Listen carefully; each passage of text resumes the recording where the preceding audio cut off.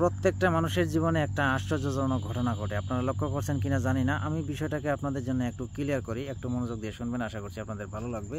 তো এই বিষয়টা প্রত্যেকটা মানুষের জন্য আসলে খুবই গুরুত্বপূর্ণ হতে পারে, বুঝছেন? এটাকে আমরা কাজেও লাগাইতে পারি। তো প্রত্যেকটা মানুষের জীবনে একটা মনস্তাত্ত্বিক যে প্রক্রিয়া, এটা কিন্তু থাকে, যেখানে আমরা কোনো কিছু বলি বা ভাবি বা চিন্তা করি, কিন্তু আমাদের অজান্তেই সেই চিন্তা বা সেই ভাবনাকে, সেই ঘটনা বাস্তবায়নের দিকে অজান্তেই এগিয়ে নিয়ে যায়। কিন্তু শুরুতে আমাদের কিন্তু পরিকল্পনা কখনোই ছিল না, ইচ্ছাও ছিল না মনে করেন। তো এই ধরনের ব্যাপারকে কয়েকভাবে ব্যাখ্যা করা যায়। মনোবিজ্ঞান দর্শন আছে না, সেখানে কিন্তু কিছু একটা অলৌকিক বা সংযোগের দৃষ্টিকোণ থেকে যদি এটা আমরা ব্যাখ্যা করি, আমি প্রথমে এখানে কিছু কারণ উল্লেখ করি এবং এটা মানুষের জন্য কেন গুরুত্বপূর্ণ সেটাও ব্যাখ্যা করতেছি। এবং আপনার জীবনে লক্ষ্য পূরণে, আপনার যে লক্ষ্য আছে সেটা পূরণে এটা কীভাবে ভূমিকা রাখে সেটাও আমি বলতেছি। তো মনে করেন আপনি কোনো এক সময় বলে ফেললেন, হুদাই একটা কথা বলে ফেললেন যে আপনি এই কাজটা করবেন, হ্যাঁ, এরকম একটা কাজ করবেন বা ঘটনা, হ্যাঁ, যা শুধুমাত্র মুখের কথা, কাজটি করার কোনো উদ্দেশ্য বা পরিকল্পনা আপনার ছিল না, জাস্ট এমনিতেই আপনি বলে ফেললেন যে আমি এটা করব ভবিষ্যতে।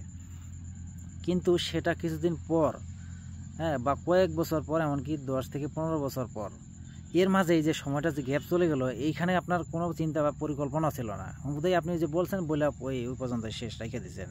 কিন্তু 10 বছর পর, 15 বছর পর সেই পরিস্থিতিটা হুদাই অটোমেটিক তৈরি হয়ে যায়। তো এই জিনিসটা কি আপনারা লক্ষ্য করছেন?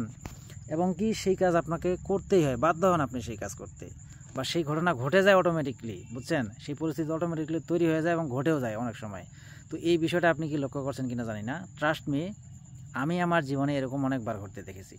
আমি নিশ্চিতভাবে বলতে পারি যে এমনকি আপনার নিজের জীবনে এমন ঘটনা হয়তো ঘটেছে।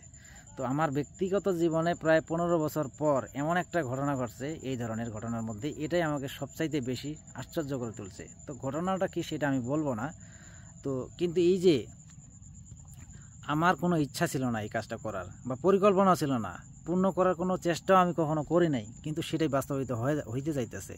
তো বিজ্ঞানের ভাষায় এটা এমন এক মনস্তাত্ত্বিক প্রক্রিয়া, যেখানে আমরা কোনো কিছু বলি বা ভাবি, সেটার করার পরিকল্পনা থাকুক বা না থাকুক, কিন্তু অজান্তেই আমাদের চিন্তা, সিদ্ধান্ত সেই কাজ বা সেই ঘটনার দিকে আমাদেরকে এগিয়ে নিয়ে যায়, যদিও শুরুতে আমাদের পরিকল্পনা ছিল না।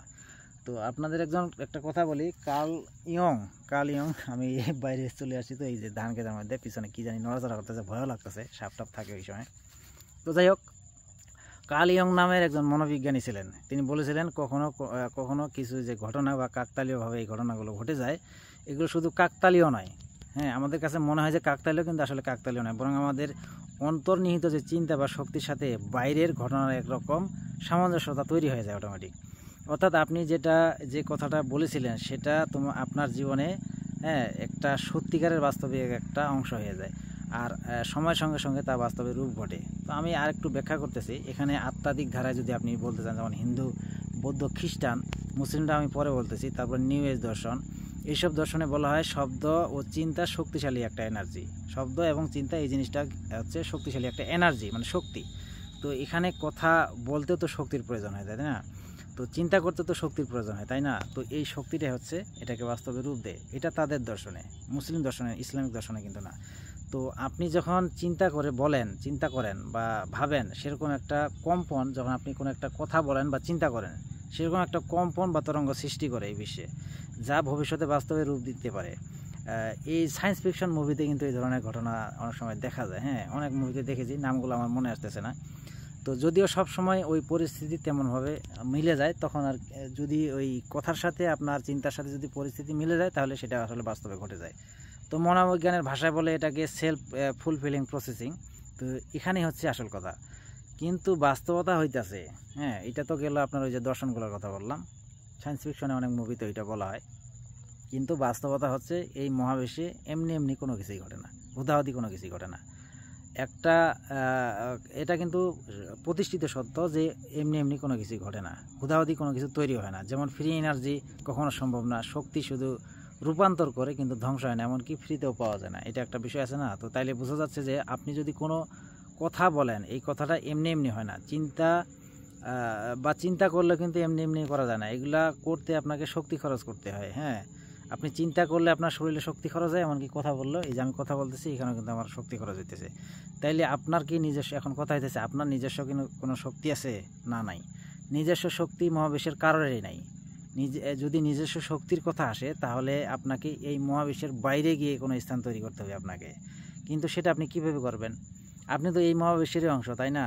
তাইলে কারণ আপনাকে, তাইলে আপনি যদি এটা করতে চান, হ্যাঁ, নিজস্ব শক্তি তৈরি করতে চান, তাহলে আপনাকে নাই হয়ে যাইতে হবে আগে, হ্যাঁ, এবং মহাবিশ্বের বাইরে আপনাকে জন্ম নিতে হবে নতুন করে। তাইলে আপনার নিজস্ব কিছু থাকবে, সেখানে আপনি যদি কোনো কিছু তৈরি করতে পারেন, সেটাই আপনার নিজস্ব হবে। তো এই পৃথিবী যেমন সূর্য ছাড়া চলতে পারে না, হয়তো আপনি বলতে পারেন যে সূর্যের নিজস্ব শক্তি আছে, আসলে না, নিজস্ব শক্তি তারও নেই, হ্যাঁ। তো এই পৃথিবী যেমন সূর্য ছাড়া চলতে পারে না, তেমনি গ্যালাক্সি ছাড়াও সূর্য চলতে পারে না। সূর্যকে চলতে হলে গ্যালাক্সির প্রয়োজন আছে। তো গ্যালাক্সি আবার ওই যে ক্লাস্টার, সুপার ক্লাস্টার, এগুলোর আন্ডারে থাকে, বুঝছেন? তো এভাবে মহাবিশ্বের যে যা কিছু আছে, গ্রহ নক্ষত্র থেকে শুরু করে ক্লাস্টার, সুপার ক্লাস্টার, হ্যাঁ, অবজারভেবল যে ইউনিভার্সটা আছে, আমরা যেটা অবজারভেবল করতে পারি, এই সমস্ত কিছুই একটা মহাবিশ্বের আন্ডারে আছে। আর এই মহাবিশ্ব একজন সৃষ্টিকর্তার আন্ডারে আছে, হ্যাঁ। সৃষ্টিকর্তার শক্তি আর জ্ঞান দিয়ে তিনি এটা নিয়ন্ত্রণ করেন। সূরা নিসায় 126 নং আয়াতে আল্লাহ তাআলা বলেছেন, আকাশমণ্ডলী ও পৃথিবীতে যা কিছুই আছে সবই আল্লাহর, আর আল্লাহ সব কিছুকে পরিবেষ্টন করে আছেন। তো এরপর সূরা কাহাফের 17 এবং 18 নম্বর আয়াতে বলেছেন, মানুষ মুখ থেকে কোনো কথা যখন বের হয় তখন সেটাকে ফেরেশতারা লিখে রাখেন। ইসলামে বিশ্বাস করা হয় সব কিছু আল্লাহর জ্ঞানের মাধ্যমে নির্ধারিত, আল্লাহর জ্ঞানের মাধ্যমে। তো কোনো কাজ যখন ঘটবে, কে কি বলবে বা করবে, তার সব কিছুই কিন্তু আল্লাহর ইলমের মধ্যে, তার জ্ঞানের মধ্যে, বুঝছেন?